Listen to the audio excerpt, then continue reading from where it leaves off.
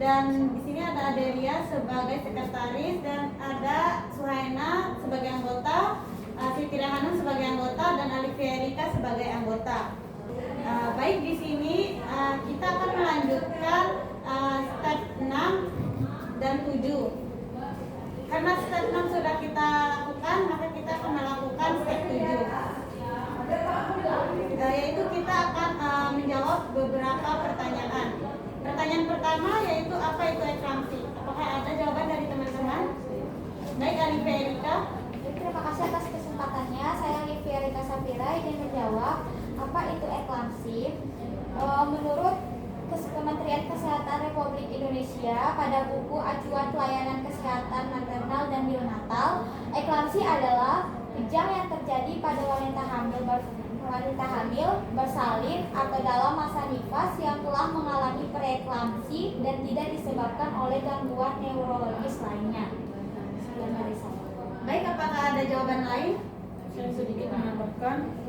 Jadi di sini menurut Vaughan dan Delanty, eklamsi itu merupakan penyebab dengan peningkatan resiko morbiditas dan mortalitas maternal dan perinatal. Kejadian eklamsi di negara berkembang berkisar 1 dari 100 hingga 1 dari 700 kelahiran di Indonesia. Preeklamsi dan eklamsi berkisar 1,5% sampai 25%. Baik, apakah ada tambahan lagi? Sepertinya tidak ada. Kita lanjut ke pertanyaan kedua, yaitu apa penyebab eklamsi pada ibu hamil? Apakah ada yang ingin menjawab? Saya izin menjawab. Baik, silakan Saena. Penyebab dari eklamsi yang pertama, eklamsi yang tidak tertangani dengan baik. Terus kemudian gangguan pembuluh darah plasenta dan kerusakan endotel. Kemudian hipoperfusi otak yang menyebabkan iritabilitas saraf. Kondisi hipoksia otak akibat tekanan darah tinggi. Selanjutnya kehamilan pertama, usia ibu terlalu muda atau di bawah 20 tahun atau terlalu tua di atas 35 tahun. Riwayat hipertensi dalam keluarga, kehamilan ganda atau kembar, penyakit ginjal atau diabetes sebelumnya. Menurut Cunningham 2018. Baik teman-teman, apakah ada yang ingin menambahkan atau menyanggah? Sepertinya cukup. Baik, kita akan melanjutkan ke pertanyaan ketiga, yaitu apa tanda dan gejala eklamsi.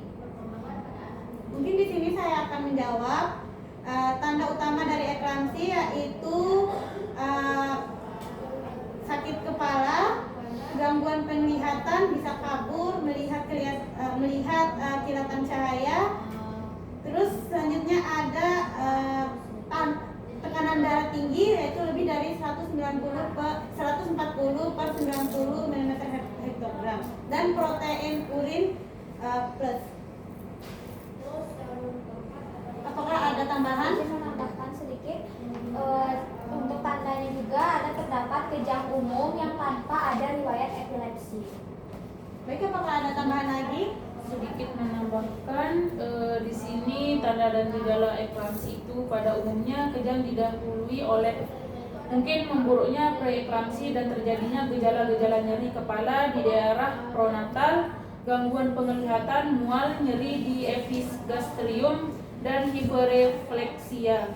Bila keadaan ini tidak dikenal dan diobati akan timbul kejang, terutama pada persalinan. Ini bahaya besar. Baik, apakah ada tambahan lagi dari teman-teman? Sepertinya tidak ada. Selanjutnya kita akan ke pertanyaan selanjutnya, yaitu apa perbedaan eklamsi dan preeklamsi. Apakah ada dari teman-teman yang ingin menjawab? Baik, Siti Hanum. Jadi di sini perbedaan utama antara preeklamsi dan eklamsi itu terletak pada gejala kejang. Jadi eklamsi itu terletak pada gejala kejang, sedangkan preeklamsi itu kondisi tekanan darah tinggi saat hamil yang disertai dengan protein dalam urin namun tanpa kejang. Sementara itu, eklamsi adalah komplikasi lanjutan dari preeklamsi yang ditandai dengan kejang pada ibu hamil, selain tekanan darah tinggi dan protein dalam urin. Baik, apakah ada tambahan dari teman-teman? Saya ingin menambahkan perbedaan antara eklamsi dan preeklamsi. Preeklamsi itu tekanan darahnya lebih dari 140/90 mmHg plus protein urea atau sain organ. Yang terus perbedaan eklamsi, kejang tak berhubungan dengan epilepsi. Baik, apakah ada tambahan? Tidak ada, sama. Baik, kalau gitu kita lanjut ke pertanyaan berikutnya. Pertanyaannya itu, apa komplikasi yang terjadi pada pasien eklamsi? Baik, Adelia dipersilakan.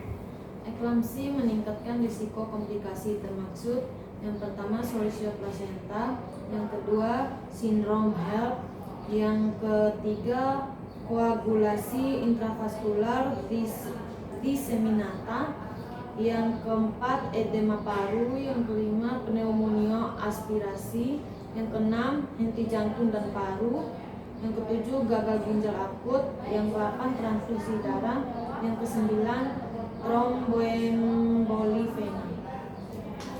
Izin menambahkan. Baik, Alifia Riksa. Yang pertama, ya, untuk preeklamsi komplikasi maternal atau pada ibu ada terdapat perdarahan otak atau biasa disebut dengan stroke hemoragik, dan selanjutnya kalau komplikasi pada janin itu ada prematuris karena persalinan dini. Baik, apakah ada tambahan lagi? Sepertinya cukup.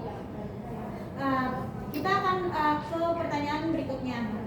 Pertanyaan berikutnya yaitu, apa penata laksanaan dari eklamsi? Apakah ada yang menjawab?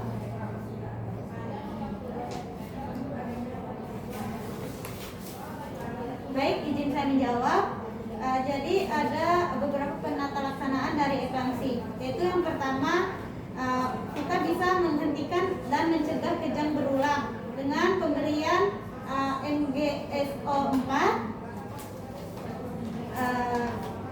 dengan dosis 4 gram melalui IV dalam 5 menit dan dicampurkan dengan Aquades. Apakah ada yang ditambahkan? Bisa dengan menurunkan tekanan darah dengan memberikan obat seperti antihipertensi seperti lebatolol dan nifedipine. Baik, apakah ada yang menambahkan? Sepertinya cukup. Mungkin itu saja yang bisa kita diskusikan untuk step 7. Apakah ada yang ingin bertanya?